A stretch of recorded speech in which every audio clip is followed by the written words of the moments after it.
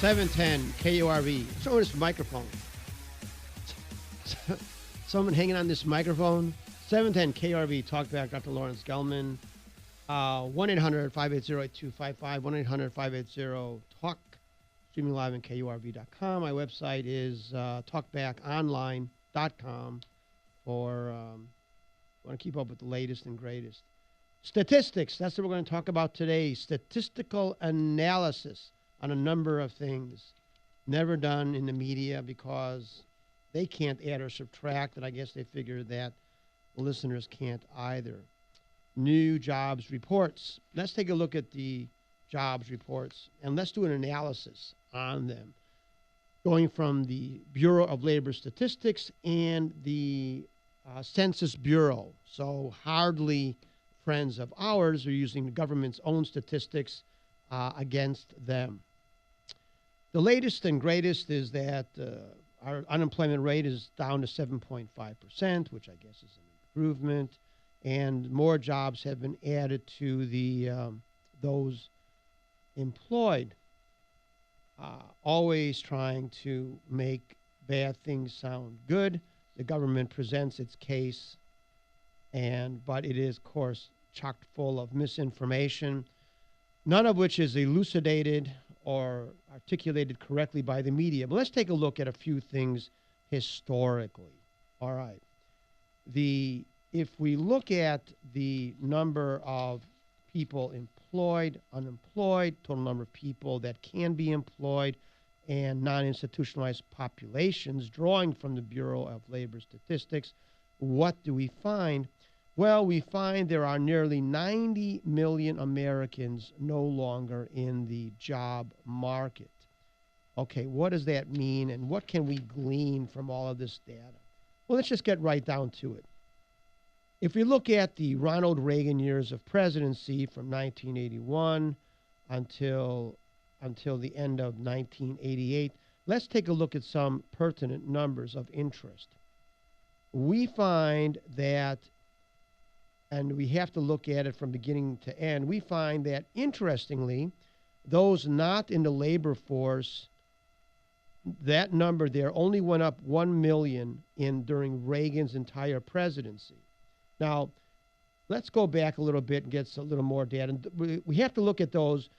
We have to do an analysis that's correct, because there are a number of people going into the job market, but there's a number of people leaving the job market. Those that leave the job market in general are those aged of 65 and over. Looking at the Bureau of Census Statistics, what we find in going from 1980 to 1990, 1990 to 2000, 2000 to 2010, we find that on the average, more or less about 500,000 Americans leave the job market because of age, 65 and over, per year. That's been about the average. It's gone up a little bit in the last few years as the population gets older in general. But even so, the number that left the job, the number of age 65 to and older increased in 1980 to 1990 by 6 million. And that was the increase over the last 10 years as well, 6 million. So even though one would expect more age 65 and over, there's other factors involved. Of course, the number of individuals that are dying. But the fact of the matter is those that are living is that it's been pretty consistent over the last 30 years. About 500,000 or so per year are now in the age of 65 and over. And therefore, and we're talking about the living, so that those are the ones that could be expected to leave the job market for in general. And so about 500,000 a year. But amazingly, during the years of Ronald Reagan, only 1 million more people left the job market between 1981 and 1989. Only 1 million more people left the job market than were in it at the beginning. And so, though one would have expected during those same years, according to statistics of the Census Bureau, that at least at least 3 million and probably 4 million people should have left the job market. Only 1 million left the job market, which is kind of interesting. Now we have, during Reagan's term, an increase of 17 million in the job market, which interestingly was also more than the increase in non-institutional population. What does that show about Ronald Reagan? Ronald Reagan was putting people to work who had already left the job market. And that's very interesting, I think. So let's take a look at Barack Obama's years. Well, there's obviously a big difference. Now, to start off with, there are less people working today than in 2003. In 2003, well, let's go to 2002. Well, let's go to 2001. In 2001, there were 143,734,000 Americans working. Now there are 143,579,000 Americans working. So we actually have less Americans working today than in 2001, though we have 30 million more people. 30 million more people in the civilian non-institutionalized population. We have 30 million more people, but the civilian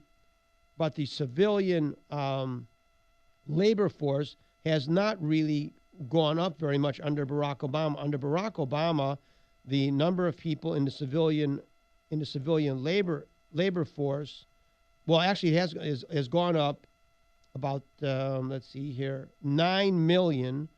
So of the 32 million, only 9 million have entered the labor force. And more disturbingly, since September of last year, there has been no increase in the civilian labor force.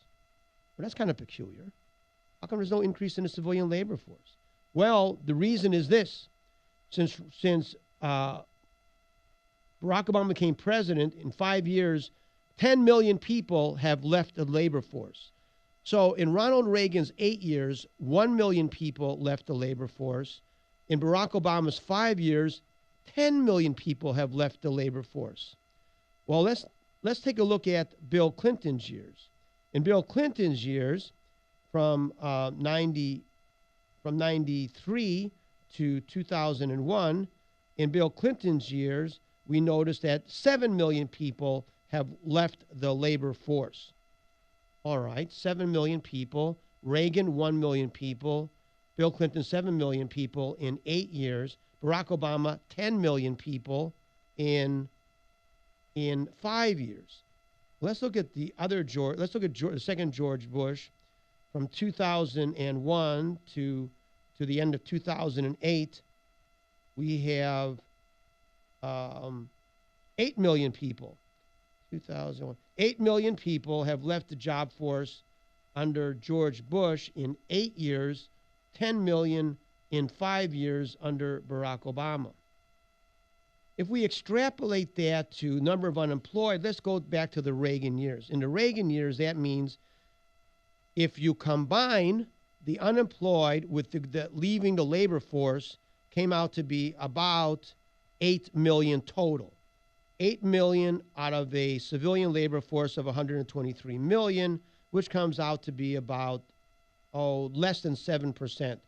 So 7% are out of work of the civilian labor force. 7% using the combination of the increase not in the labor force and the number actually unemployed.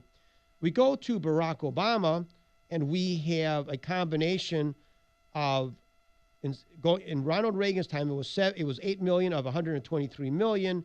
In Barack Obama's time, it is 23 million out of 155 million. 23 million, that's 15%. 15% of the labor force is out of work. 15% compared to Ronald Reagan's 7%. 15%. Whereas Ronald Reagan actually took people out of the non-labor force and put them to work, Barack Obama has taken 10 million people plus 11 million people. Let's see if I got these.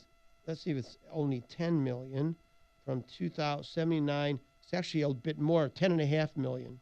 So 10.5 million people out of the labor force, plus an increase of 3 million unemployed. So under Barack Obama, the unemployed is increased by 14 million. That's what Barack Obama has done. And of course, he's putting most of them on disability, which is why they're not going hungry, I guess. These are the real statistics. These are the real statistics. When Ronald Reagan left office, 63% of the population of those could be employed. 63% today, it's down to 58%. No jobs have been created. There are less people working today than ever. Than in 10 years, even the population has grown up by 30 million. If you can imagine, the whole thing doesn't. If there's 30 million more people in the population, and there's from 2000 we have 33 million more people in the population, 20 million out of the labor force. That means 13 million people have disappeared somewhere. Plus the 11 million, there's 25 million unemployed in the United States somewhere. 25 million. This is Europe. And this is the media. Look at the media, how they miss 25 million Americans. 25 million. Compared that to Ronald Reagan's 8. 25 million Americans out of work. And it's incredible. And here we are watching soccer on television and playing the lottery. So those are the real statistics. The real statistics are that the unemployment rate is really 15, 16, 17%. The unemployment rate in the United States is 17%. Holy moly. And not a word, but the stock market is going up. Why is the stock market going up? Well, two reasons the stock market is going up. One is that the stock market is not mom and pop small business. Stock market is corrupt big business, and corrupt big business gets its money from government as much as anywhere else. And that's why the stock market is going up. We have an increasing number of poor and an increasing number of rich. The increasing number of poor is due to government. The increasing number of rich is due to government. And there's your problem. We are becoming a European state. Let's take a look at some other statistics, which I have some interest, if that isn't enough. Let's take a look at gun control and murder and all that kind of stuff. What do we see there? Well, what we notice is that some very interesting statistics. The number of murders in the United States last year was 15,000. Of those 15,000, 7,500 were committed by blacks, 3,000 committed by Hispanics, and 3,000 and 4,500 committed by whites and others. However, whites make up 76% of the population. Blacks, Hispanics, and Asians make up 24% of the population. So the question arises, is if blacks, Hispanics, and Asians make up 24% of the population, why do they make up over 70% of the murders? On the other hand, 70% of those murdered are also blacks and Hispanics and others. So this basically race is killing race. But let's move away from race for a little bit and look at what's really going on. If we look at the gun ownership statistics, we notice a few interesting things. We notice that 47% of white voters own guns, but only 21% of black voters own guns.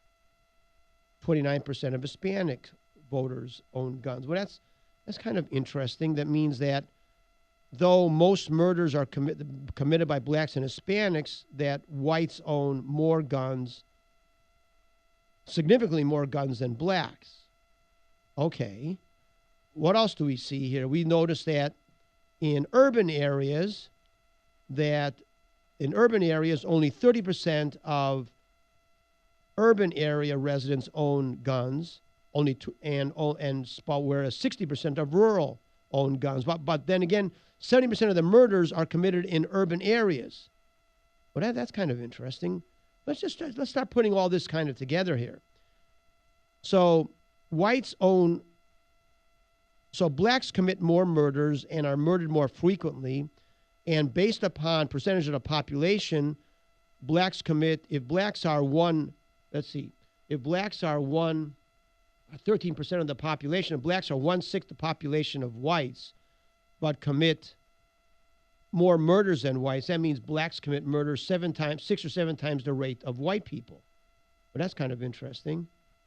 On the other hand, they're also killed at about 7 times the rate. So the blacks are killing the blacks. So the blacks are 6 times more likely to be murdered, than whites. Blacks are 6 times more likely to perpetrate murder than whites. But blacks own about 1/3 the rate of gun ownership as far as whites, especially if you look at. So one might say, looking at that, okay, so the problem in the black community is not gun control. It's not lack of gun control. There's too much gun control. It seems that the more armed you are, the less crime there is. It seems that in urban areas where there's the least gun ownership, they have the most murder. In rural areas where you have, and this is based upon population. I know there's less people live, the concentration of people is less, but looking at total numbers. You're looking at total numbers that if you live in a suburban or a rural area, and you're more likely to own a gun and less likely to be killed by a gun. In an urban area, you're less likely to own a gun and you're more likely to be killed by a gun. And that fragments down to race, where if you're an urban black, your chances of being killed by a gun are 7 or 8 times more than a rural white person. But is it fair to look at race? Well, actually, a lot of people do, but I've kind of looked at something a little differently here.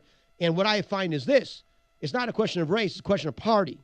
Because if you look at blacks, for example, you find that black Democrats only 17% of black Democrats own guns, whereas 41% of black Republicans own guns.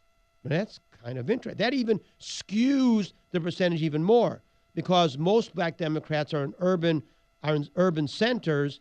That means that the number of murders of black Democrats compared to white Republicans is more than 6 times.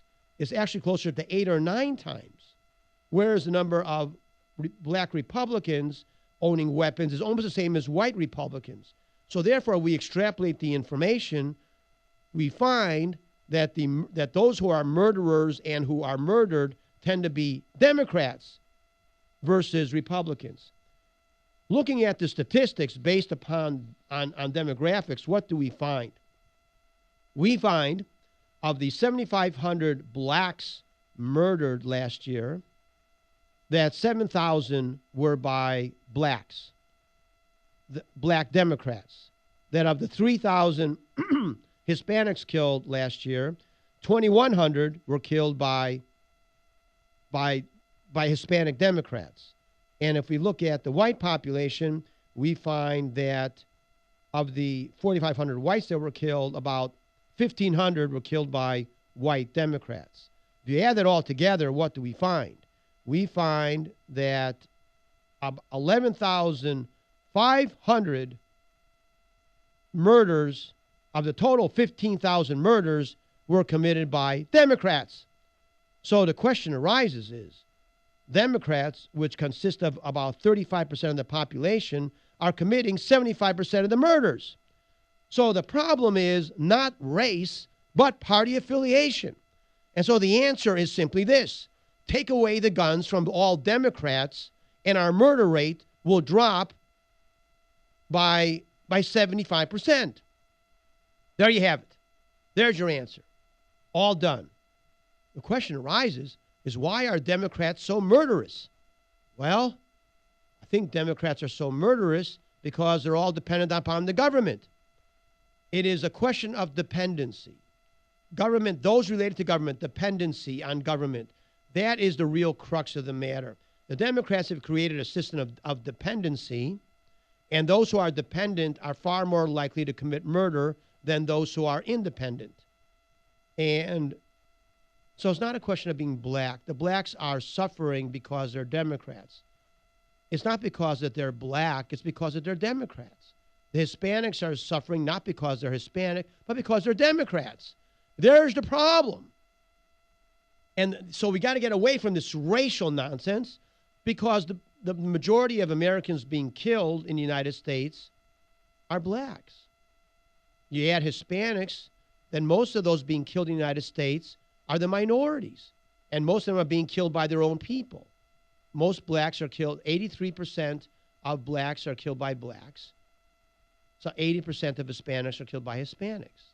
And so the vast majority of those killed are by their own race. And interestingly enough, they own weapons to a far less degree. So what happens is that the average black individual trying to get by is defenseless against the guys who own the guns. Because the ratio of blacks who own guns the ratio of black criminals who own guns compared to black non-criminals who own guns is very, very high, whereas in the white race is very, very low. And so therefore, the problem in the black neighborhoods is not enough gun control, it's too much gun control, because in the black neighborhoods only criminals have guns. And there's your problem. And so the problem is not that, and so we need to get away from this racially motivated nonsense, because people are people. The problem is simply this, that the Democrat Party is a party of murderers. 75% of murders in the United States are committed by members of the Democrat Party. And that's to be expected, because the Democrat Party has a psychology of dependency and victimology or whatever. The Democrats are the ones that say, you're poor because of prejudice, and that prejudice is being done by another race.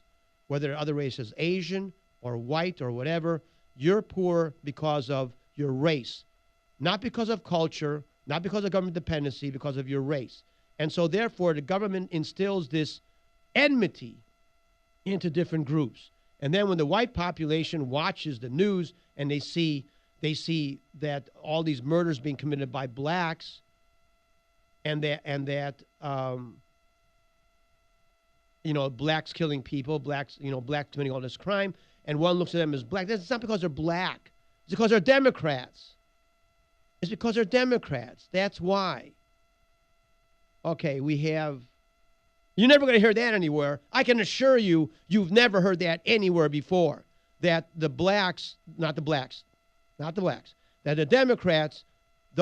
Democrats in this country commit 75% of the murders.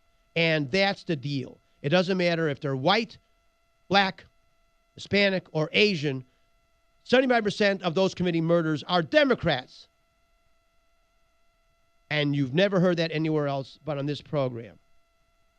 All right, we have David calling from McAllen, 7 KRV. Thanks for calling, David. What's your comment? Yes, sir. Good morning. How you doing today? Fine. You've quoted quite a few statistics, and from what I hear, how about if we just work on folks that are Democrats, we turn them into Republicans, and we could reduce the murder rate that way? Well, yes, in the sense that the more independent you are, the less likely you are to commit murder. The other is that you quoted, that the population and the unemployment rate in the country is 17%. I got to agree with you there. But, we talk about these statistics. My question is, how do we resolve the problem? I mean, we got a lot of people talking about it on talk radio. We got a lot of Congress people talking about it. I mean, Reagan did more than just talk. Well, yes, but what Reagan did was reduce the size of government. That's why he reduced the taxes. He reduced the size. How do we go about doing that? Well, we have to reduce the size of government, but that's not going to happen. Well, then what are we talking about? Then we're reduced to talking about statistics and going, well, that's the way it is.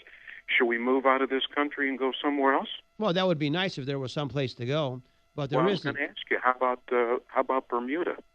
I don't know much about Bermuda, but the thing is that the answer is the answer is straightforward. I think I'll move to Bermuda. The answer is straightforward. You have to reduce the size of government. One thing we in Texas could do is just leave the union. That would be one good thing to do. But why do we belong to the union? What does Texas derive from belonging to the same country that California, New Jersey, and New York belong to? What do we here in Texas benefit? What's our benefit from belonging to the union?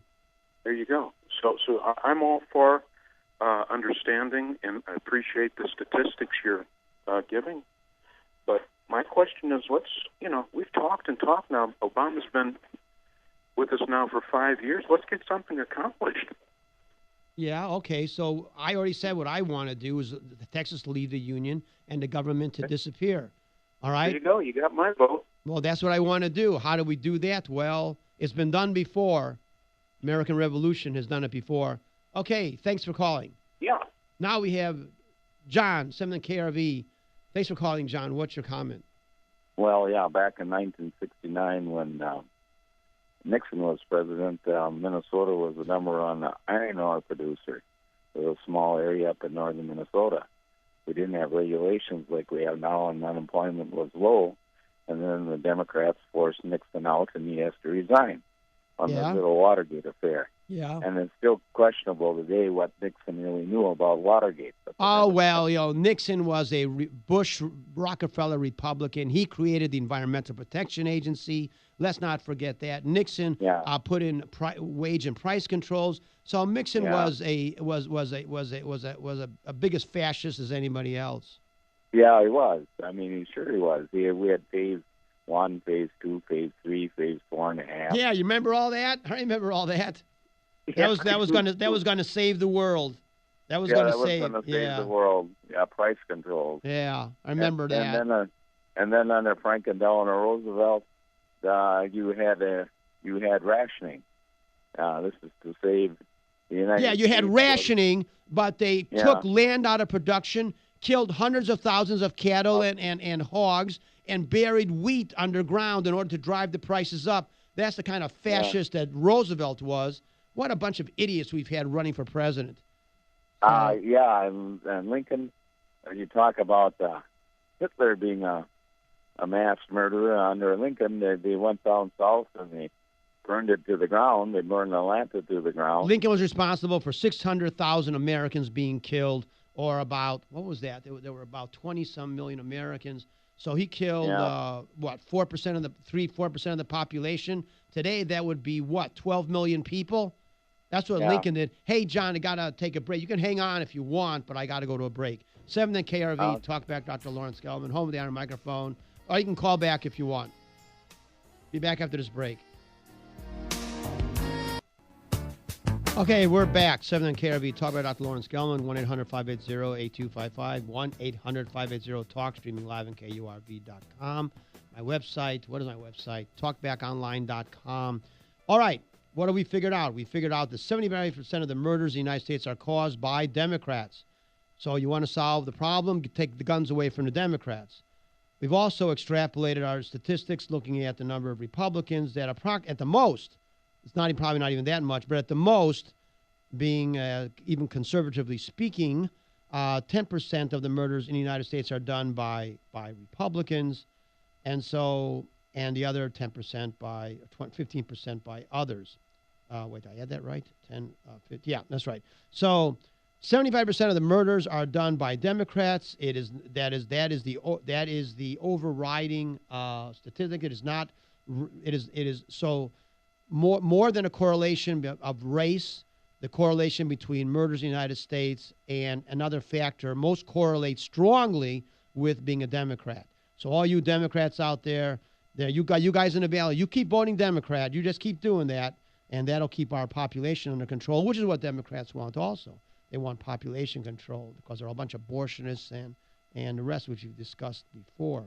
So, interestingly enough, the Democrats are holding true to their desire to reduce population or through abortion, birth control, and murder.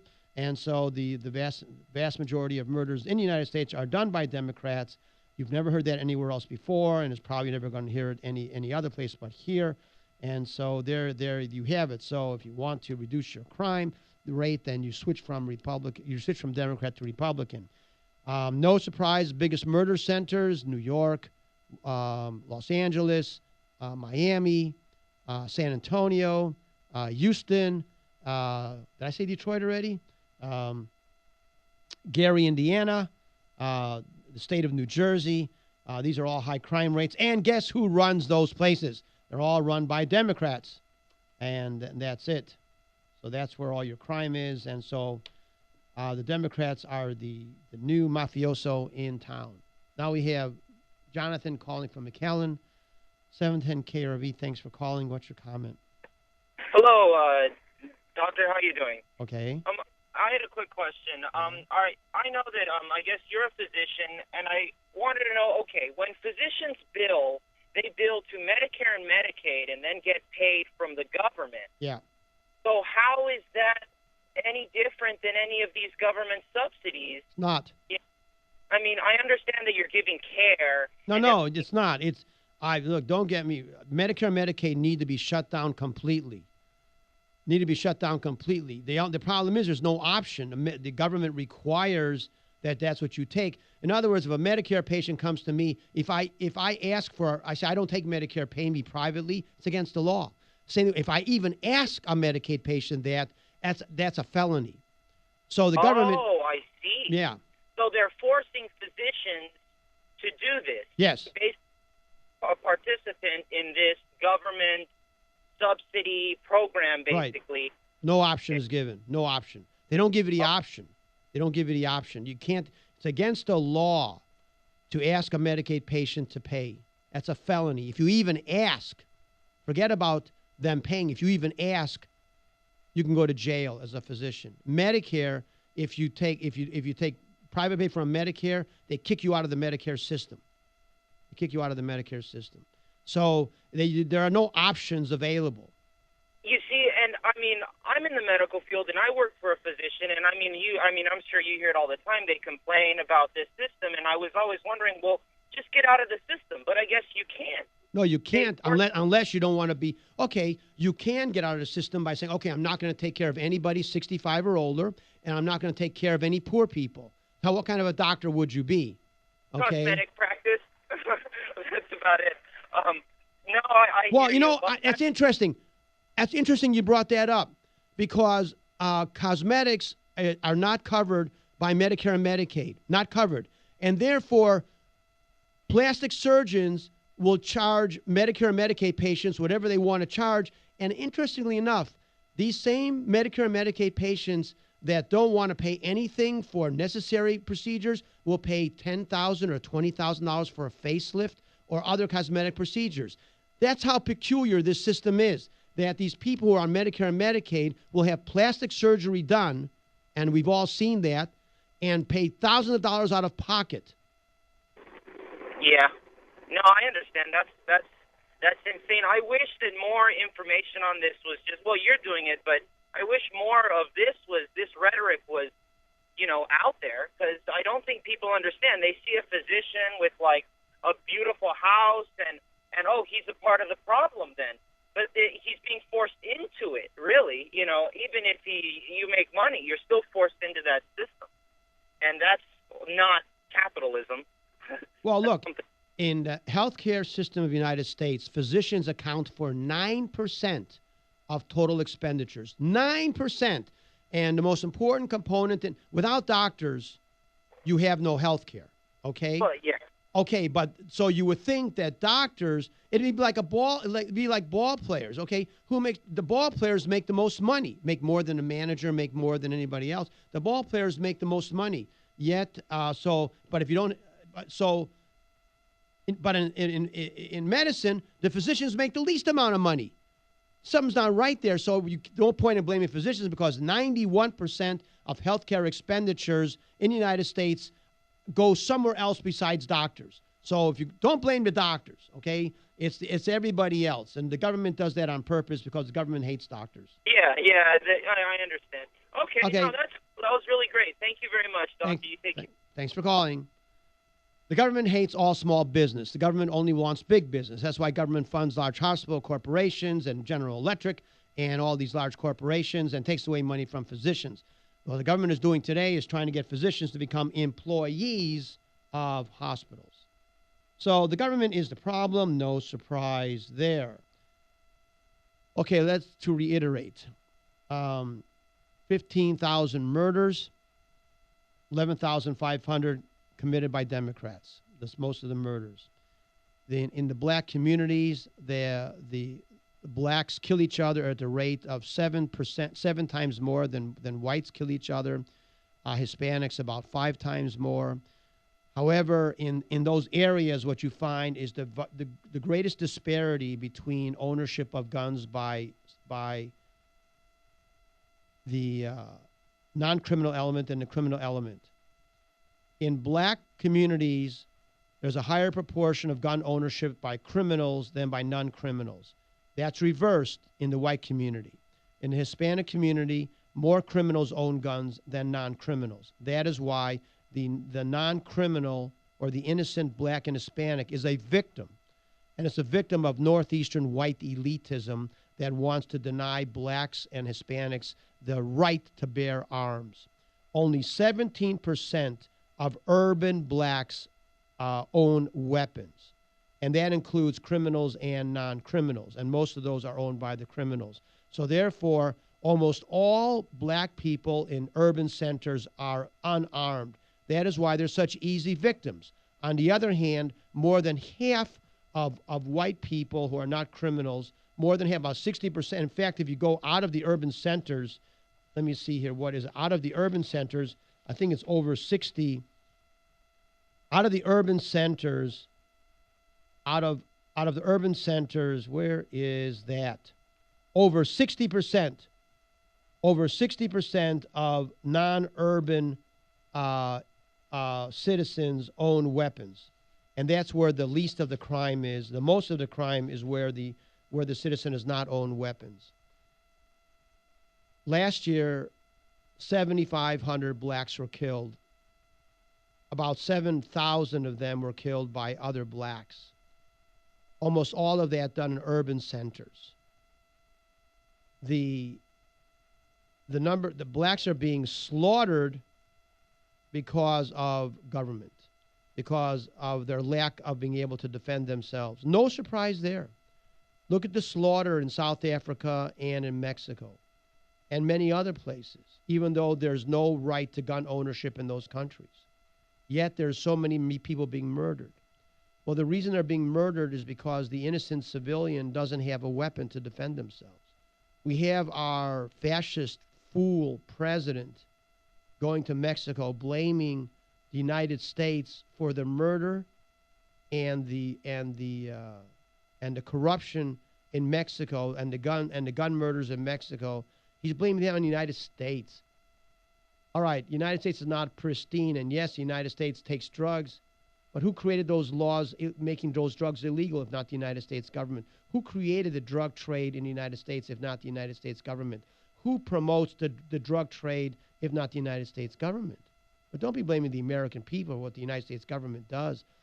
But it's the usual Democrat way of looking at things. You have a bunch of thug Mexicans killing a bunch of innocent Mexicans. You have a tiny percentage of the population of Mexico slaughtering and making the place unsafe for the regular Mexican who just wants to live, the individual in Mexico being slaughtered by this small group of individuals, most of whom are government protected by Mexican government. And and the idiot president that we have wants to blame the United States for that. What kind of what is this guy? What kind of a fool is our president? What kind of a fool is he anyway? How can you be saying so? A Mexican drug dealer shoots another Mexican, and that's the fault of the United States? What kind of a this is northeastern liberal elitist type of thinking. The northeastern elitist is the biggest detriment to this country. And that northeastern elitist lives in Los Angeles and Miami, by the way, as well. If you're wondering why, they came from the northeastern elite. Why doesn't New York just go away? Why doesn't New York just go away? Why doesn't Massachusetts go away? Why do we in the Midwest and the South have to bear this, be inflicted upon by the ignoramuses and elitists in the northeastern part in New England? Why do we have to put up with that kind of nonsense? But have you ever noticed that those espousing gun control and those espousing abortion of the in utero infant are the northeastern elitists? You don't see many blacks and Hispanics demanding gun control, and unless, of course, they're toadies of the northeastern elitists like Al Sharpton or Jesse Jackson or Julian Bond, or the Castro brothers in San Antonio. You don't see very many, day-to-day, those of Spanish-speaking origin or those of black, those who are black, wanting to talk about gun control and abortion. It's always the white elitist. Have you ever noticed that? The white northeastern elitist, or their toadies. They're the ones that want to disarm the people, that want to force or promotes the abortion of the in utero infant. And who does that affect the most? I mean, who's killed most unarmed blacks, unarmed Hispanics? Who are the victims of abortion of the in utero pregnancy? 70%, 80% of all the abortions performed in this country by Planned Parenthood and others. And Planned Parenthood, which is funded almost entirely by United States government. Don't let any of the other nonsense say that they're not allowed to support abortion. The United States government, in one form or another, gives $1 billion through Medicaid payment and direct subsidy. The United States government gives $1 billion to Planned Parenthood. Through Medicaid and through direct subsidy, $1 billion to kill black and Hispanic children. 75% of those murdered by Planned Parenthood are blacks and Hispanics. In the United States, 50% of all black pregnancies, 50%. Where's Jesse Jackson and Al Sharpton talking about murder? 50% of all black pregnancies end up being terminated prematurely with the death of the infant. 50%. 35% of those of Spanish-speaking origin, 20% of whites, and 5% of Asian pregnancies end up being aborted prematurely with the killing of the in utero infant through the process of abortion, subsidized by the United States government. Now we have Scott, 7th KRB. Thanks for calling, Scott. What's your comment? You know, Dr. Lawrence Gilman, you're talking about the Northeast. How about the Republican, Christie over there? He's infiltrated the Republican Party. He's about as much Republican as you can get. He's now if you remember, any Democrat out there. If you remember, Scott, and I agree, you remember, Scott, it's the Northeast, Florida, and California. It doesn't matter. Look, a Republican from the Northeast, there's nothing but a fascist. All right, it doesn't matter if he's Chris Christie or the other guy, Chris from Miami or whatever. You're exactly right. I mean, we have to. It even goes even further. It goes further than Democrat and Republican because most Republicans are Democrats in philosophy. The Northeast is the cancer in the nation. Boston, look where New all York. The terrorist attacks are all the time in the Northeast, all the time.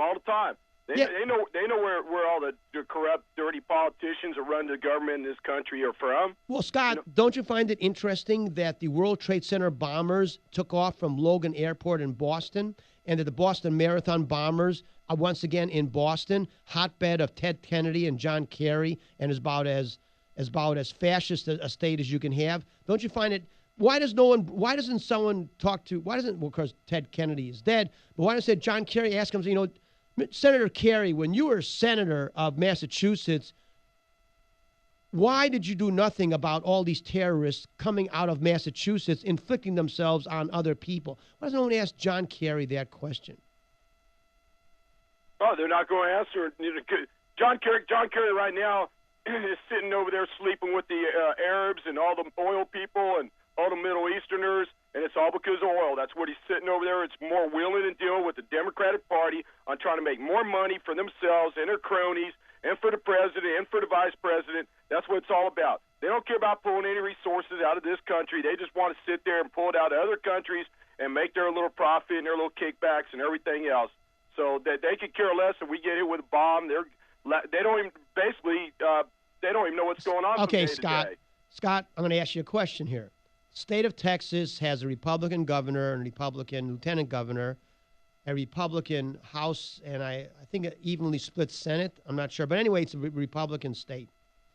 Now, let me ask you this. As a political strategist, if the majority of your opposition voters were on Medicaid, were on food stamps and other state dependency, belong to the system of public education, strictly speaking, as a political strategist, if you wanted to strangle the voters of the other party, then wouldn't you eliminate their funding? So wouldn't it make sense for the Republicans, if just speaking politically, just as a disinterested political strategist, if you were to look at the war board and you said, well, Scott, how do we reduce the number of Democrats? Then a normal person would say, I would reduce the number of Democrats. I would drive them out of the state by reducing all the programs that subsidize Democrats, which are Medicaid, food stamps, and other dependency programs. So the question I have for you, Scott, is why haven't the Republicans in the state of Texas eliminated all of these subsidized welfare programs, which, by the way, are bankrupting the state anyway? Why? The state of Texas, because of Rick Perry, he's probably, just like you said, he's not any different than any other politician. They want that federal money. So he's not going to get the federal government ticked off and not get his federal money, because that's what he wants. Is the right, money. But look, the number one goal of a politician is to be elected. So if you eliminate it, look. Oh, he's not going to get the. Just like Mitt Romney when he opened up his mouth and said, well, 51% of the people here live off the other people that work, and they don't work, they don't pay no taxes, they get all these free government entitlements. Yeah. And that did him in right there. That didn't do him in. He backed off of that. He backed off of that. Look, I'm just asking a question. If you're in Texas, okay, let me ask you this. How many Democrats would leave the state if you terminated Medicaid? Let's say you have Medicaid and food stamps in Oklahoma, Arkansas, Louisiana, New Mexico. Let's say you were on Medicaid. I know you're not, but let's just hypothetically say you were on state subsidy. Let's say you were getting food stamps and Medicaid. I moved to another state. Damn right. So how many Democrats would leave the state of Texas if those programs were terminated? All of them. Which is millions. All of them. Right. All of them, and including the illegal aliens that are collecting welfare too. Exactly. Okay, so the question arises is that if as a Republican, if you want to guarantee that you're going to be elected in perpetuity, why not eliminate those programs? Why do you suppose, now it just can't be, I mean, for Rick Perry, it's more important to be governor than to have money. So let's forget about that. And of course, the budget would balance. Without the system of public education and without Medicaid, the state would have a surplus. Okay, would it not have a surplus? Of course it would. So you're even richer. All right. So forget about federal monies, because federal monies just goes into a sinkhole. So let's think for a second. Why would the Republicans not eliminate the programs which guarantee them being reelected in perpetuity? What possible motivation? People that vote to keep them in office. Because you're as you're saying, the Republicans must somehow benefit from those programs. And the Republicans do, because people on Medicaid are not rich. People on food stamps are not rich. But between Medicaid and food stamps, that's $1 trillion going somewhere. And where is it ending up? In the hands of the rich. And so what that means is that the Republicans benefit as much from Medicaid and food stamps as the Democrats. and therefore all of their all of their hyperbole that they want to make Americans self-sufficient, that they're opposed to the welfare program, is a lie. The Republicans are liars. Okay, there's our problem in our country, is that you and I have no voice in the government, because on what we have is, like you're saying, Chris Christie, George Bush, Graham, whatever his name is, in Carolina. This is what we have. We have people talk out of both sides of their mouth at the same time. We have no representation. The average American has the average producing American has no representation. The parasites have all the representation, whether they're poor or whether they're rich. And there's our problem. And when you talk about murders, Doctor, the top three countries that have the most murders also have the most poverty and poor people. That have more murders per capita per square miles is Jamaica's number one, British Honduras is number two, and El Salvador is number three, and they're a mixture of both black and Hispanic. Well, what's interesting is that most murders in the world are done in Hispanic-speaking countries or Africa. And also, so that's kind of interesting. That if you look at, in fact, the United States is the first non-African. If you go down the list, the first, Africa and Latin America, whatever you want to call themselves, all perverted, they are the highest. And then you go down the list, and you look at, United States, Europe, and Asia have less murders. So it's really, I mean, if you look at it, it's really... the most ignorant and the poorest people on the planet and the most desperate people on the planet. So it doesn't say a whole lot for the United States, because if you're putting the Democrats at having the highest murder rate, well, you can look at that. That's the people that voted Obama back in office. The poor, poverty-stricken people that were, if it wasn't for the government, they'd probably go out in the street and start killing everybody if everything was taken away from them. They wouldn't be very happy. Yeah, well, I mean, if you look at it, most Latin American countries and African countries have if they have democracies, they're democracies which are very similar to the Democrat Party. Once again, it's the Democratic Party that is the problem in the United States and in the world. So the Democrat Party's turned this country into a third world. Yes, but that's what they want. Exactly what they want. That way they have total government control. But where's our representation?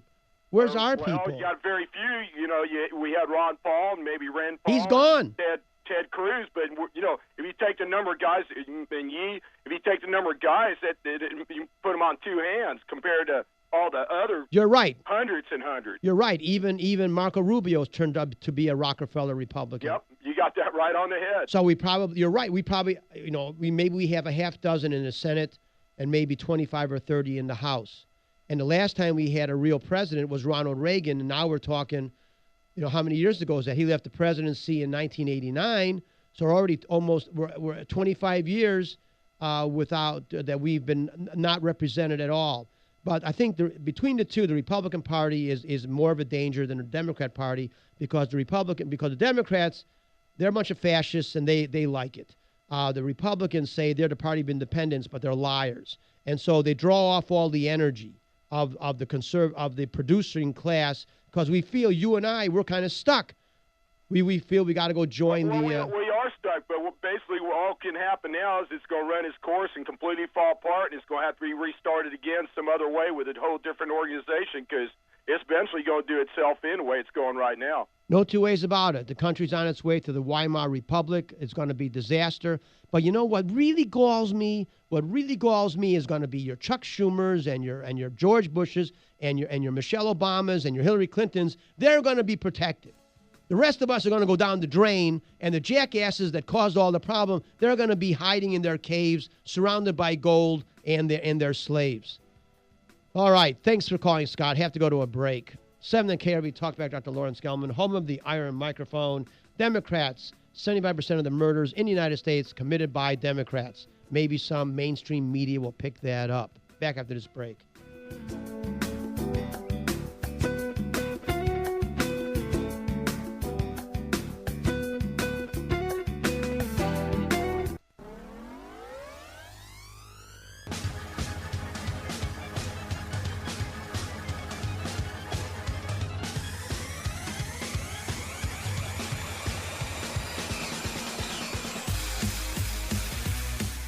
710 KRV TalkBack. Dr. Lawrence Gelman, home of the Iron Microphone, streaming live on KURV.com. 1-800-580-8255. 1-800-580-TALK. My website, talkbackonline.com. Okay, statistical analysis. All right, done with that. Going to go do a little bit of global warming talk now. We only talk about facts and numbers and statistics here. None of this garbage that you hear in the media. Incredible. Oh, well. All right. Before I get started, I guess I'll just take this call. We have a call from David in San Benito, 710 KRV. Thanks for calling. What's your comment? Hey, Dr. Gelman. Yes, sir. I just got a little bit of what y'all were talking about, but one of the things that hit me the last few weeks, I guess, is, you know, it doesn't matter what political party's in there, Republican or Democrat, as long as we have what I consider now the biggest entitlement program out there, and it's not food stamps, I don't think, or anything else. It's the Federal Reserve System, as far as I'm concerned. They're the ones that are taking, you know, as long as we have that in place, I mean, nothing will ever get fixed, you know. I mean, it's a private entity, you know, it's so secret, and they're the ones that control the economy, basically. I mean, they own us. They take I mean, even the federal income tax, from what I understand now, is illegal. Actually, it never really. There's no statute in the Constitution that allows it, and we have to pay it. You know. Well, the Constitution prohibits a personal income tax. Right. I don't care what their stupid amendment is. You just can't make something up and make it a law. It's unconstitutional. Right. Exactly. Yeah. Yeah. So I'm saying, I mean, now that I've read a little bit of the history, like whenever that got formed in 1913, I mean, it just seemed like you know, we stopped being a free nation at that point. Well, that's true, because prior to that, you had to go to the American people to get money for war and anything else. Yep. Since the founding, the Federal Reserve was created so that the government could fund itself and do whatever it wanted to do.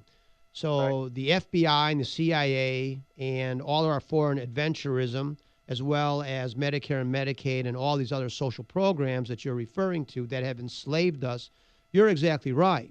It's all funded through the Federal Reserve. Without the Federal Reserve printing up money, there would be no possible way that the government could fund these programs. So it is simply a way for the government to fund its fascist programs. And so that's it. The Federal Reserve is the funder of our fascist government. So you're 100% correct. Without the Federal Reserve, we would be a free nation. Yep, and that's what I mean. No matter who's in there, Republican or Democrat administration, it doesn't matter. It doesn't matter. Federal Reserve. Yep. Doesn't matter. You're exactly correct. Yep. Have a good day, Doctor. Okay. Thanks a lot. Thanks for calling.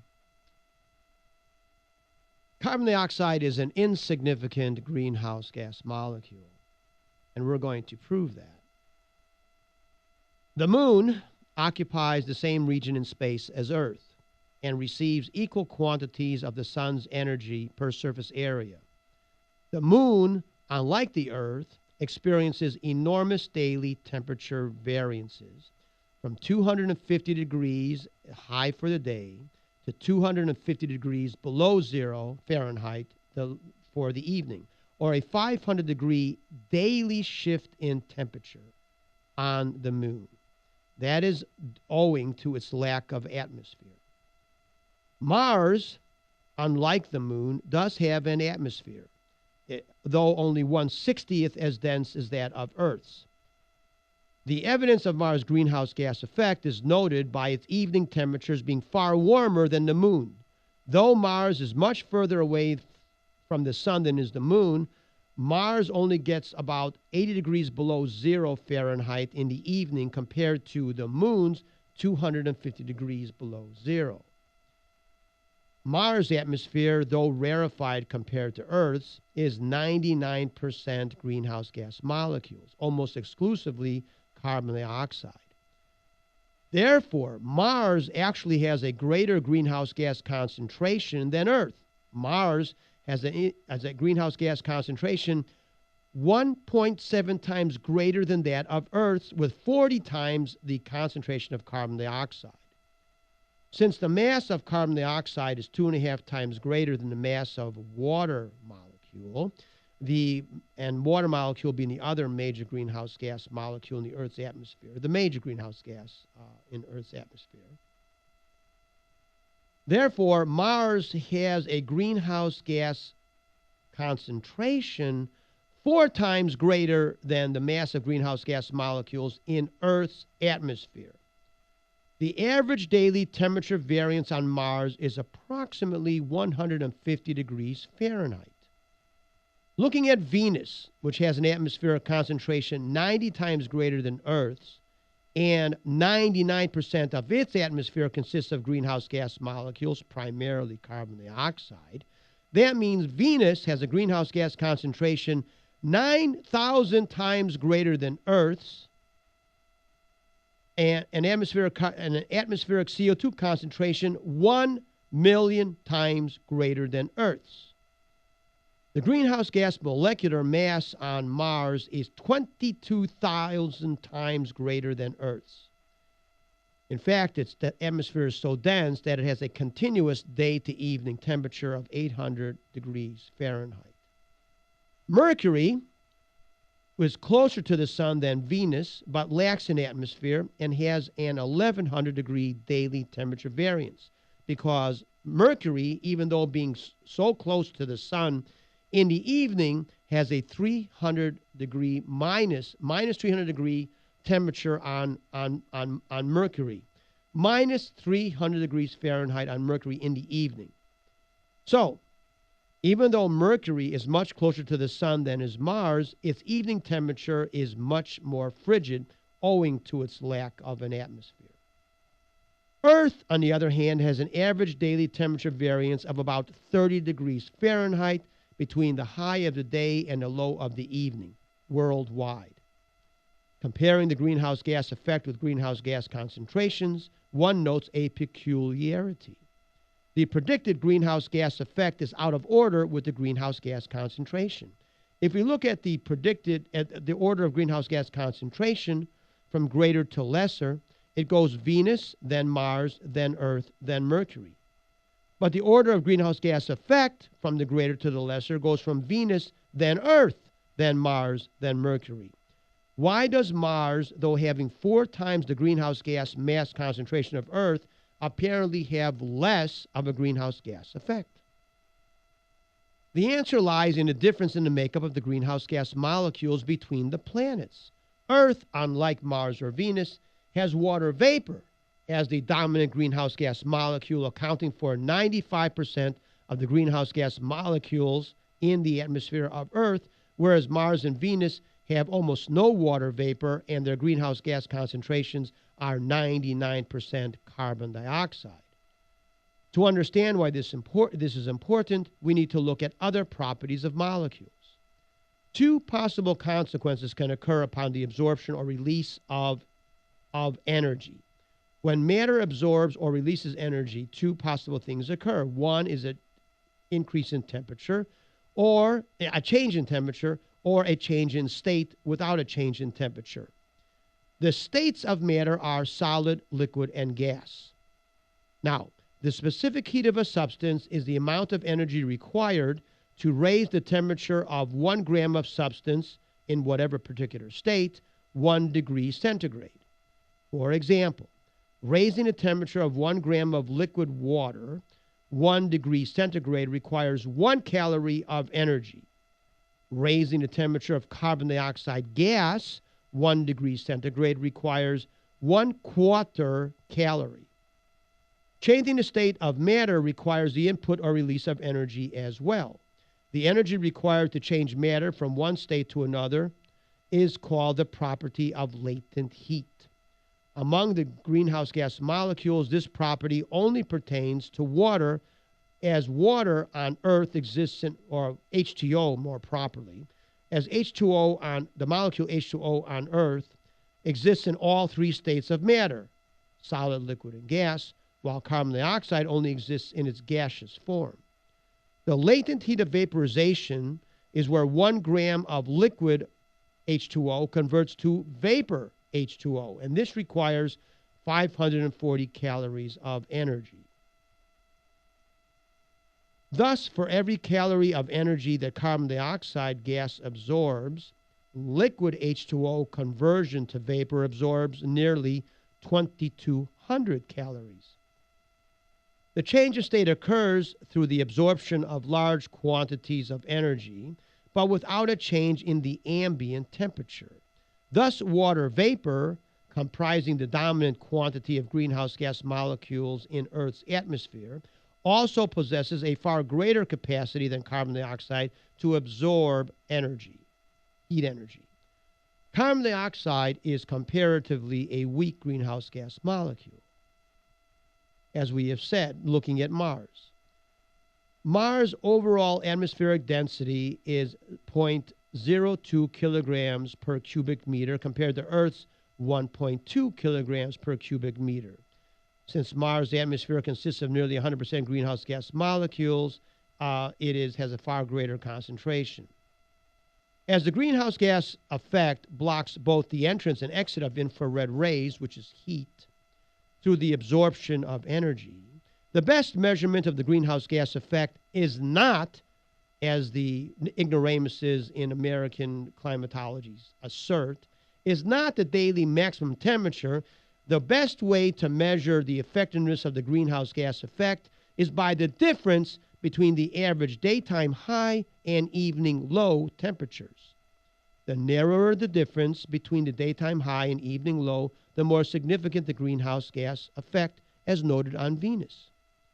Regions of high atmospheric humidity in the world, due to an elevated atmospheric water vapor content, exhibit smaller variations in day-to-evening temperatures than the dry desert regions.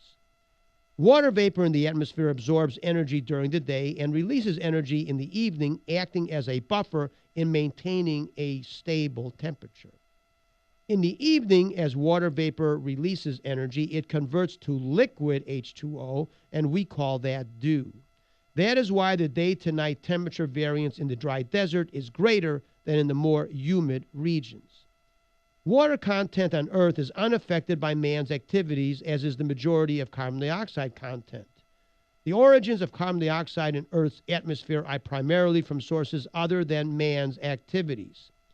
Metabolic processes of life forms and the breakdown of organic materials by bacteria and fungi produce about 95% of the total. Man's combustion of fossil fuels accounts for about 3% of the total. There are about 10,000 molecules of water vapor, H2O, for every million molecules in Earth's atmosphere and about 400 carbon dioxide molecules. Water vapor in Earth's atmosphere is 10 times the mass of carbon dioxide.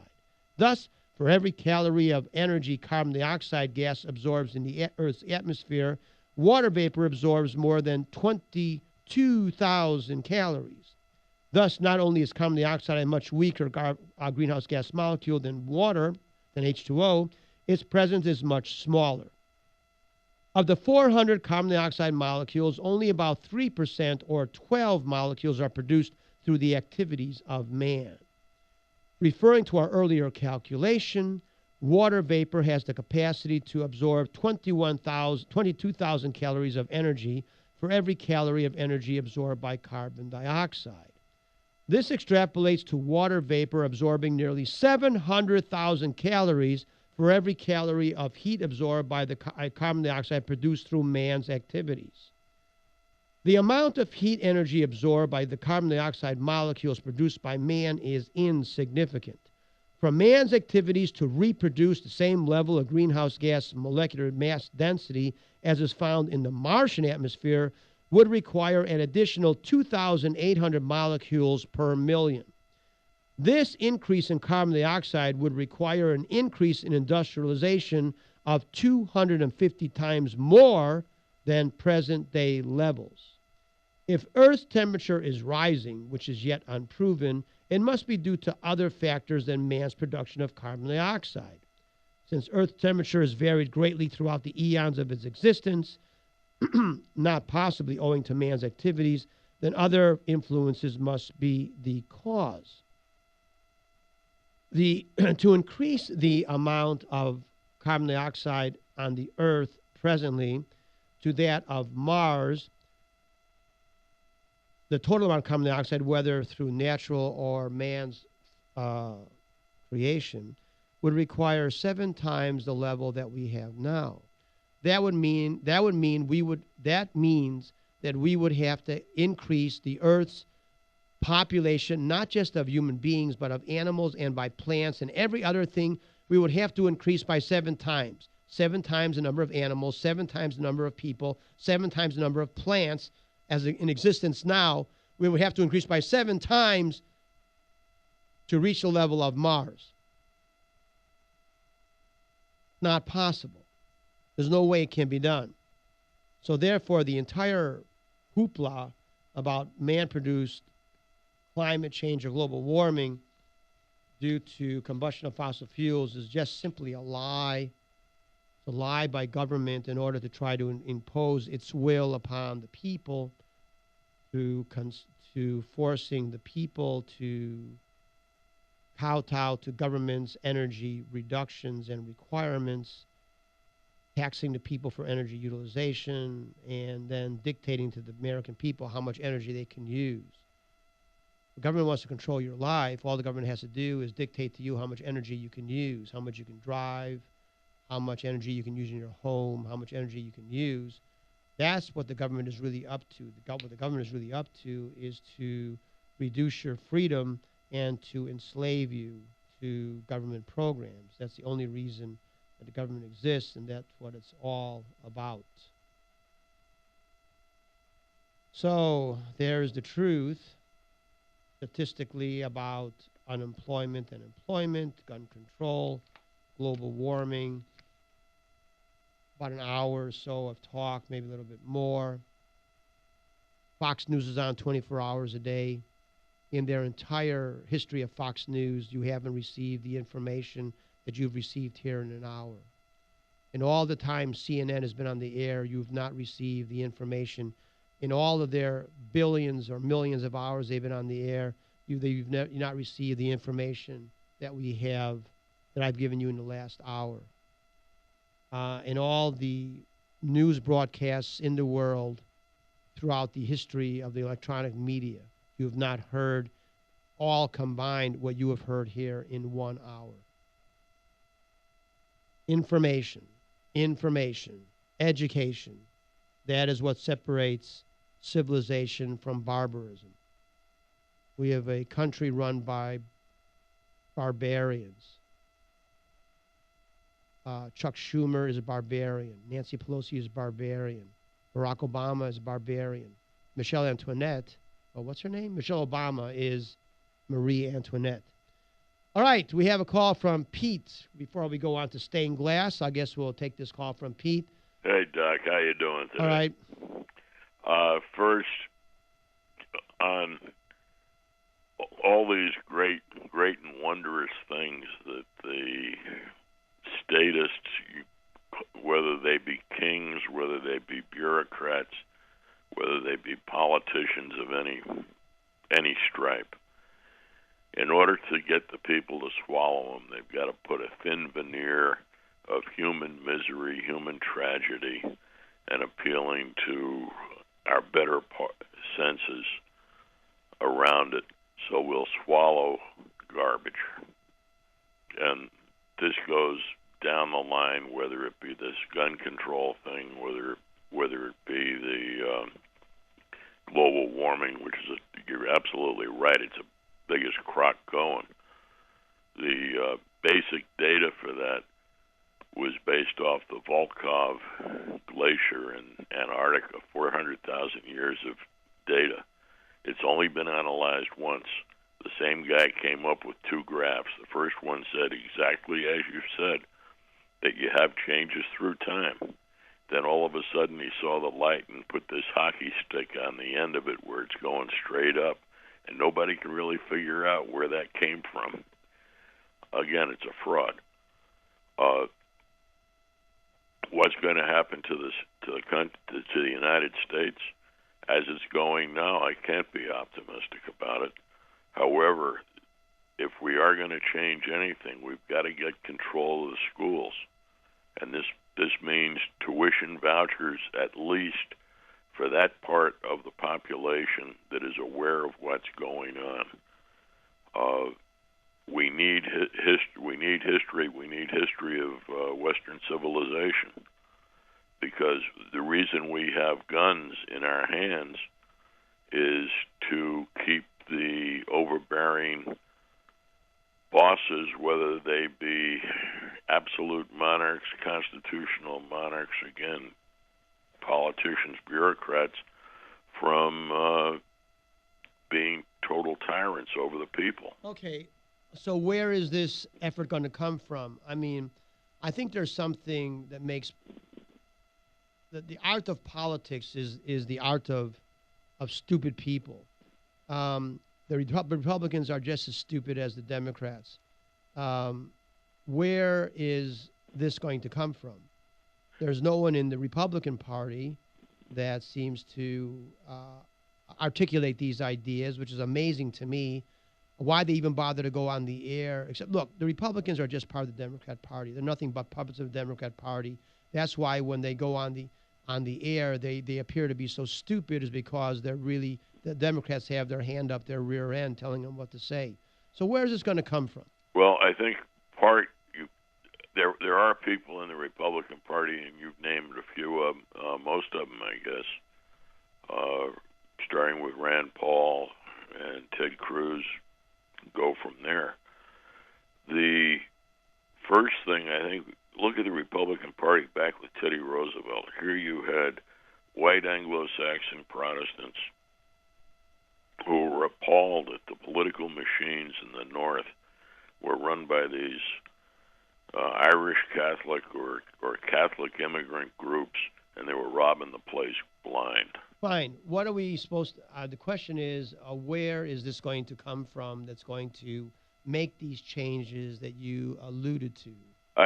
I'm afraid that what's going to happen, again, is, as you've mentioned, that we're going to go through a Weimar inflation. Zimbabwe a couple of years ago had a 231 million% inflation rate in 1 year. I mean, it can happen today, and we're setting ourselves up. And until we hit rock bottom, just like the drunks and the dope addicts, until they hit bottom and decide they've got to clean up their act, it's not going to change. It's a pessimistic view of the world, but I'm sorry. Okay, so you're saying there's really nobody on the horizon that has the capacity to change the trajectory of the nation to avert a complete meltdown, such as it happened in Rome and the Byzantine Empire and other empires before the United States. We need a critical mass of people to do it. It's not just one savior. I mean, Jesus Christ, if he came back down and somebody said, "Hey, save the United States by himself," he would say, "No, I can't do it by myself. I need disciples and apostles to get out there." Okay, we'll not have blasphemy on this program. Okay. So well, you know, Pete, even during the Revolutionary War, about 20% or so of the American population supported and fought with the British. Right. So we should not be surprised that we have our own turncoats, Jesse Jackson, George Bush, and all the rest. So, I mean, I don't know where, but then again, who could have predicted that the American Revolution? I don't think, or the French Revolution or any other revolution, in all of these nations, I think that if you go 10 years before the revolution, whether it's American, French, or Russia or anybody else, I don't think anyone would have predicted that those revolutions would have occurred. Actually, General Montcalm, just before the Battle of Quebec, in which he was killed and the French got run out of North America, predicted that 10 years after the British won and cleaned the French out of North America, the American colonies would revolt. And he was right on. What are you talking about? When was that? 1757? When was that? In 1765. Honest to God. I don't believe it. Yes. How do you know? He's dead. It was written down at the time that where I got it from was the fellow who runs the history department. He was killed in the Battle of Quebec, wasn't he? Yes, but this was Well, those were his last words? What? not his last words, but before the battle, in talking to his people in a calm environment, and this was recorded. Recorded by who? One of the guys with him. I'm gonna look it up, but I don't believe it. Yeah. Well, I'm sorry.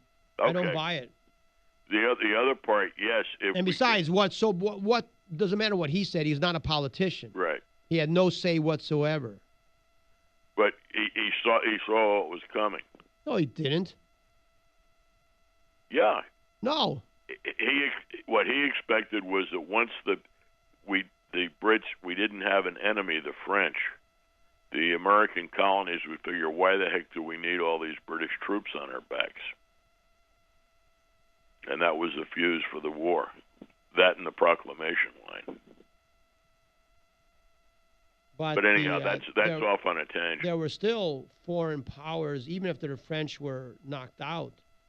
There were still, in fact, the French still owned significant proportions of the United States. You know, around Louisiana, and Florida.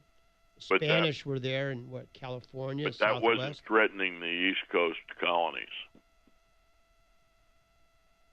Anyway, I'm not sure how much of a threat the French really were. It was more of a battle between the French and the English than it was between the French and the colonists, I think.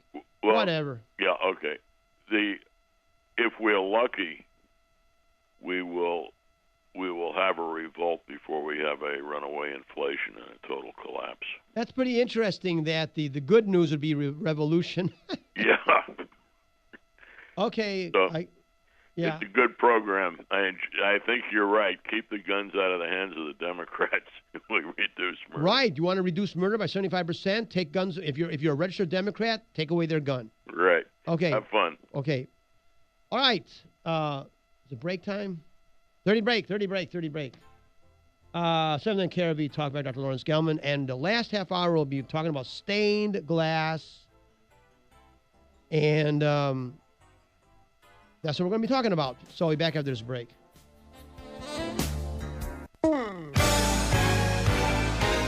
Okay, we're back. 7 KRV talk back Dr. Lawrence Gelman. Streaming live on KURV.com. Website, talkbackonline.com. Stained glass. Stained glass, we're most familiar with in churches. That's where most of stained glass is.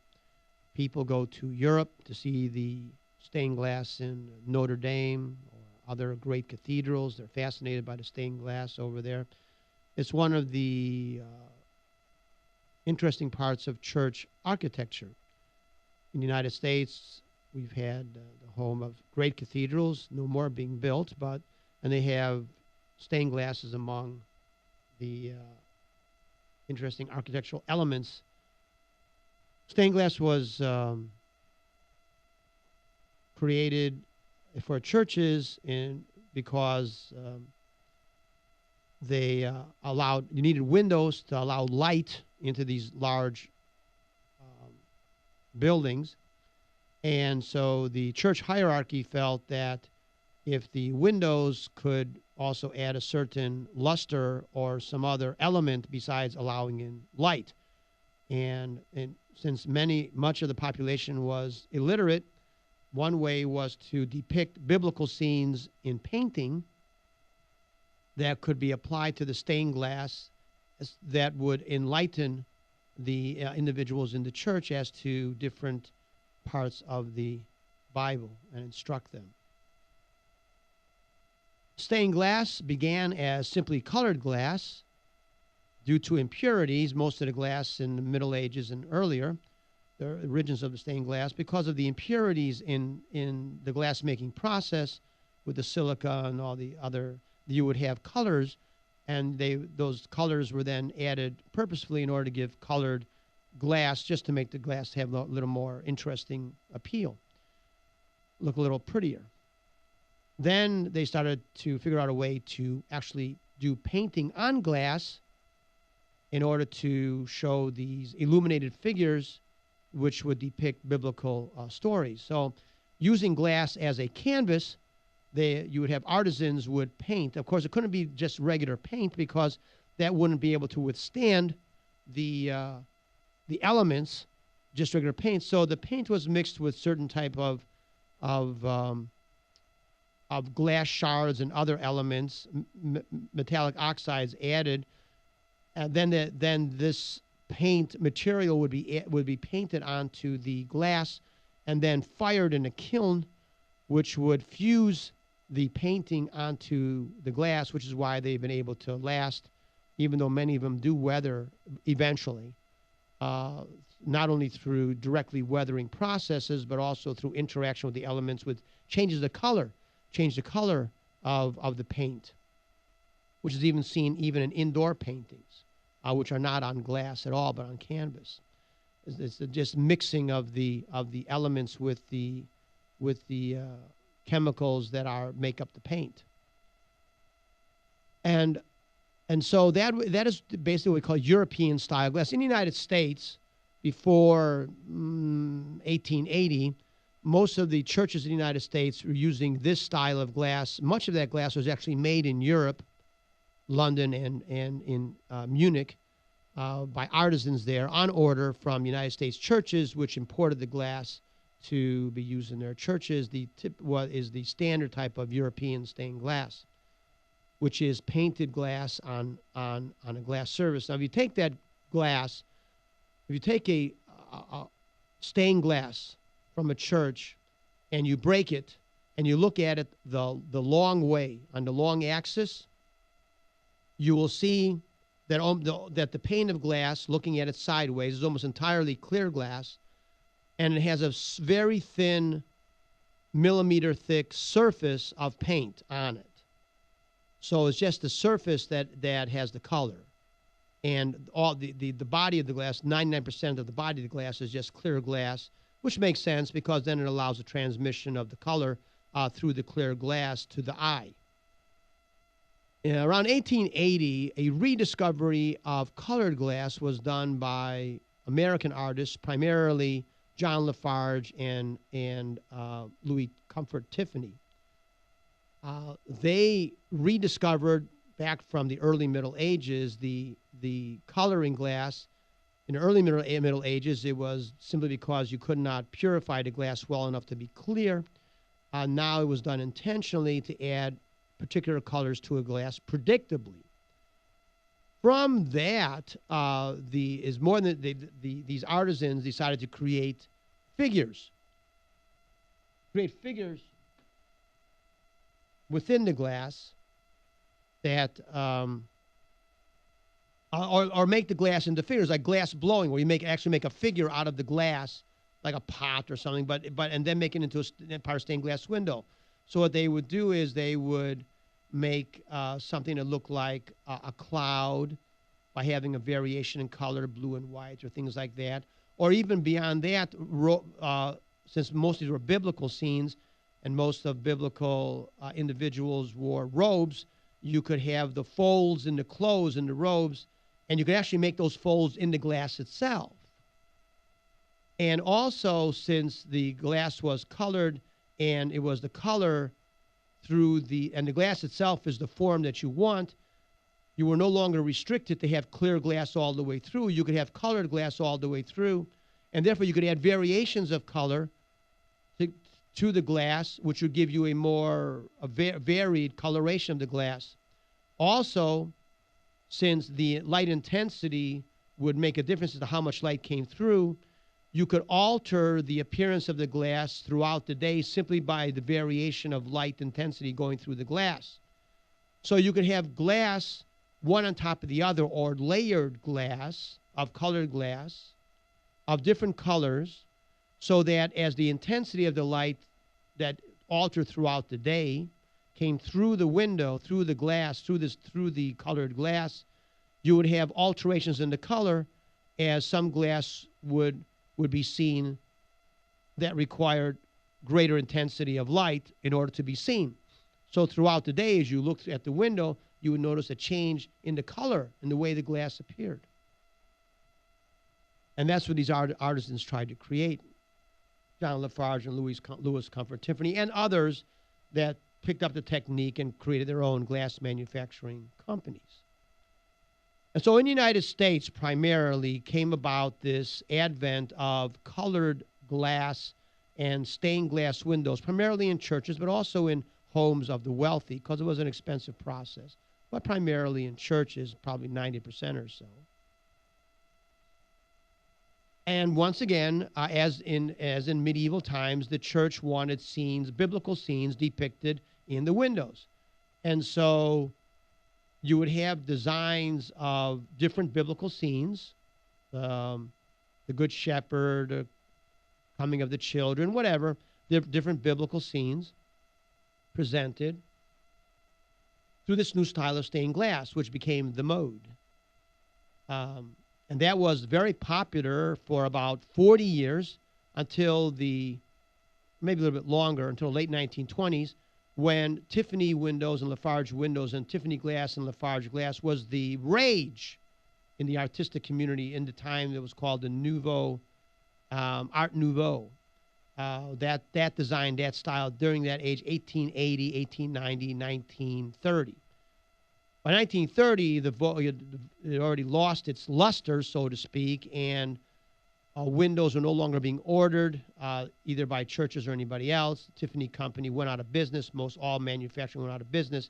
The only glass manufacturer from that time which remains in business that I'm aware of is Lamb Studios, which at one time produced also a great number of great works of stained glass production, and even to this day. But that's about it. So the Tiffany style or the opalescent style of stained glass went out of favor. Churches no longer use them. Churches were destroyed. They destroyed the stained glass with them, and so out of favor had the mode become that the lamps and the windows that were in existence were actually destroyed intentionally.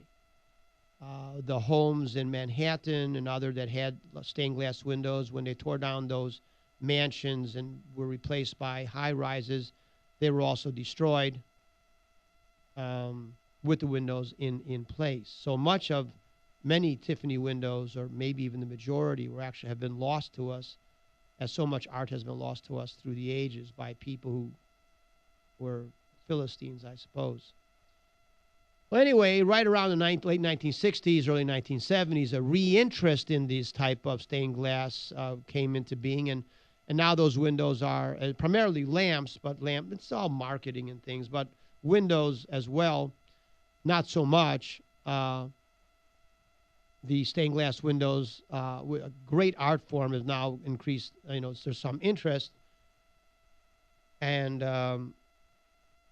so that brings us to where we are today. I am going to attempt to create a stained glass museum in the Rio Grande Valley. I am receiving no help at all from any of the city fathers, but they're a bunch of benighted Philistines anyway, building antiquated libraries at the cost of $20 million, at a cost of $2 million a year.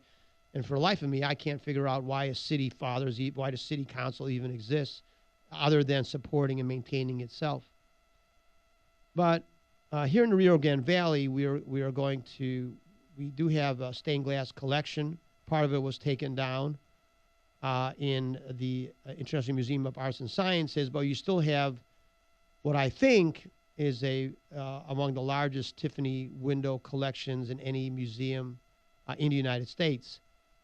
Not only is it the largest collection, I think, available, because even major museums usually have only one or two pieces of work, but also among the finest example of craftsmanship of stained glass windows you're going to see anywhere. So these are great works of art which are underappreciated, which will now be, hopefully we can get on permanent type of display. And I think, you have people going to Europe. If you go to the Saint-Chapelle Chapel in Europe, in France, in Paris.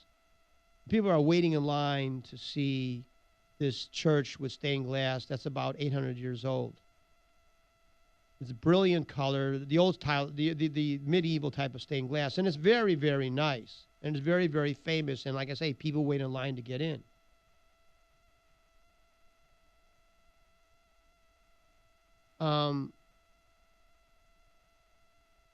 Over in the United States, people don't go to museums. It's just funny. You got people in the United States who go stand in line in Europe to go see stained glass windows, but here the places are empty. But what I can assure you is this, that the stained glass that we're going to have in our museum is going to be better than the stained glass in the St. Chapelle Chapel. It is better quality, it is more artistic, it is more brilliant, and it's not even a close comparison.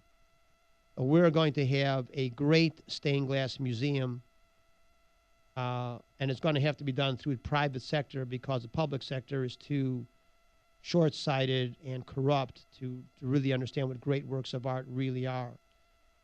It's a window of opportunity, I think, because these windows are underappreciated and undervalued. But when you go into these places, you go into, my daughter, and I brought this up before, you go to went to Paris with some of her friends, and she went to the Louvre, and there's a line of people waiting to see the Mona Lisa, which is a great work of art by the greatest painter who ever lived, or at least one of the top 3 greatest painter who ever lived, Leonardo da Vinci.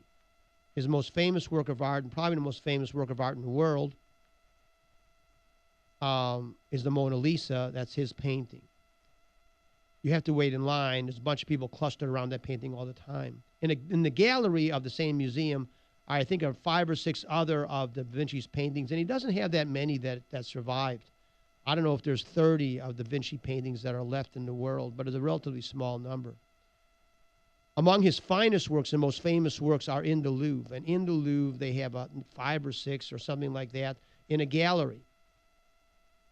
If you sit in the gallery on the bench and look at those paintings, what you'll notice besides the painting is no one else is looking at them but you.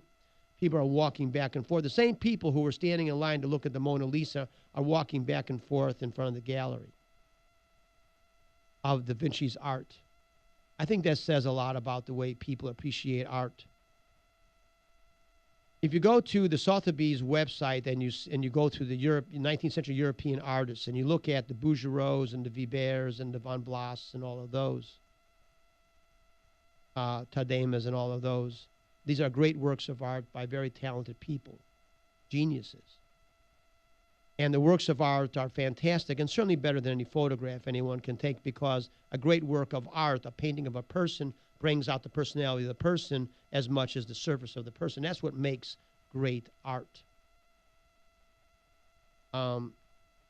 There's an auction coming up in Sotheby's, great works of art. I think the highest estimate on a work of art is something like $800,000. A lot of money, don't get me wrong. $800,000 is a lot of money. $100,000 is a lot of money. Don't get me wrong, but these are great works of art. And the reason I bring that up is then they're also having in the same month Impressionists. So go look up the Impressionists and look at that garbage, and you'll see not all of it, but most of it is garbage. And you'll see that there's a Cézanne. The Cézanne is a good paint. Look, I don't know. Okay, all right. I just look at it. There's a Cézanne painting, I think some peaches or something in a bowl. $28 million is the estimate. These paintings go, but if you really want to look at garbage, go to Mark Rothko go to Google Images, look up Mark Rothko. Those paintings are going for $50 and $60 million. Just go look at that, and then compare that to a Bouguereau painting or a Van Blas or a Viber or something like that, and you tell me where the genius is. The Bouguereau, which his most expensive paintings go for $1 million, and many go for much less. Or this Mark Rothko that goes for 50, 60 million, and you tell me where the real genius is, and then you can see what the problem is in this country when you see what's going on, just in the way when you see. That's the problem. That's why, because Mark Rothko goes for $60 million and Bouguereau goes for much, much less. That is why Barack Obama is president. That is why Bill Clinton is president. That is why George Bush is president, because of that. There's a direct correlation. There's a direct correlation between Mark Rothko and those who appreciate him and pay for him and those who vote for Barack Obama. There's a direct correlation. And why we have presidents like George H.W. Bush or George W. Bush or whatever other middle initials they want to name for themselves. If you look at the windows in the International Museum of Arts and Sciences and you look at it from the side, you will see the layers of glass. You will see amazing work. Now think about it for a second. Think what kind of an artisan you have to be. You know that if you put on one colored glass and layer it on another colored glass, that the color you see is different than either color, is it not? If you have red on top of blue, neither one is the blue or the red when you put them one on top of the other. So if you can imagine an artist that can put not just two different colored pieces on top of each other, but 3, 4, 5, 6 layers of different colors of glass, and know what that final color will look like, and be able to predict how those colors will vary depending upon light intensity, that's an artist. And that's what's in those stained glass. What's in stained glass, you cannot have in a regular painting. It's like opera, okay? If you have a play, if you have two people speaking at the same time, you can't hear either person. It's all gibberish. It's all confusing. You can't hear. It's all confusion. But in opera, you can have 3, 4, 5, 6 people singing at the same time, and it's melodious. It's brilliant. It all comes together in a great harmonious sound. Well, that's the difference between painting and stained glass. In stained glass, if you splash one color under another, you don't see the underneath, or maybe very little. I mean, it's confusion. It's a mess. It doesn't work. You can try to make some subtlety, but that's about the best you can hope for. In stained glass, you can have color upon color upon color and appreciate it in its harmony. It's not the one color over the other. It's a harmony of multiple colors coming together. That's the difference. I have seen it so many times. You walk into a room, go to a famous museum and walk through a room, and you'll see a bunch of people going through the motions of appreciating the art. And after a while, they get pretty well bored with it, don't they? Don't pretty much everybody. You see people that go into a room of stained glass, especially for the first time, they gasp. Because the brilliance of the colors, because of it's as if you're flooded, as if you're immersed. Rather than being on the surface, you're in it. It's the difference between being on top of water or being in water. The difference between observation and being immersed, between looking at and becoming part of. If you walk into a room with stained glass windows, you are immersed in the color, in the brilliance of the color. The first thing you see is just a rainbow. Why does everybody look at the rainbow? Look at the rainbow. It's the colors. And the art form that is most brilliant in color is stained glass. And that's what we have here. And what we were going to have is the finest stained glass museum in the world. But forget about the city council or the politicians, because they're just Philistine barbarians anyway. Somebody called asking about my book. My book is in the hands of the printer. And they say in about 2 weeks. In 2 weeks, I will make the announcement. People will be able to come to the radio station. They'll be able to storm the radio station. And the books will be for free as long as the supply lasts. But you have to promise to read it. If you're not going to read it, don't take it, okay? So the book is in the hands of the printer, and it's like my program. There's nothing like it on the market. There's nothing out there that's like it. It's completely unique. I've not found any. I've looked up books on Supreme Court decisions and other things. There's nothing like this book, okay? And I hope you find it interesting, and it'll be out. And at least initially, I'm going to just pass it out for free. They cost a bit to print. They're going to be hardcover initially. I think they're like $25 each, pretty expensive.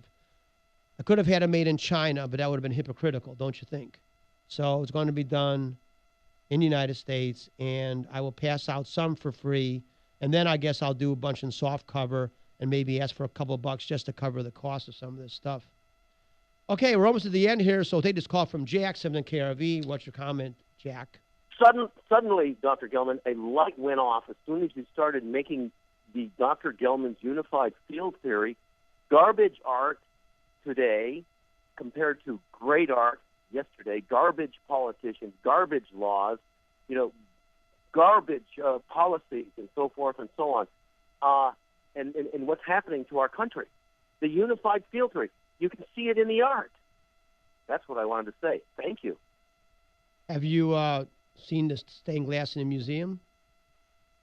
No, but I have to go there before I take off to Massachusetts. I'm going to be taking off soon for a while. Well, it's been there for a while. Of course, they took down the lamb exhibition and replaced it with a bunch of splashes on the wall, I guess, but which was the finest exhibit of Lamb Studio stained glass windows was for 5 years in the museum here in McAllen, and it was taken down to be replaced by splashes on the wall of cheap paint. Okay, Jack, thanks for calling. How much time left? Got a minute? Okay. In terms of the Museum of Arts and Sciences, the finest stained glass exhibit in the United States is there. Tiffany windows, as not the biggest windows, but those are coming. Those are coming. If everything works out, we're going to have, I think we're going to have the finest, well, I'll wait to announce that in another month or two. But right now we have as good an example of Tiffany windows as exists anywhere in the United States. There may be some as good. There are none better. Brilliant works of art available here at minimal entrance fee costs for those of you who are interested in real art versus garbage. And but for those who appreciate it, there's a place for something to appreciate. For the rest of you, just stick with your public school education and Lady Gaga entertainment. That's it for today. 7 KRV. TalkBack Dr. Lawrence Gelman. Home of the Iron Microphone. Be back next week.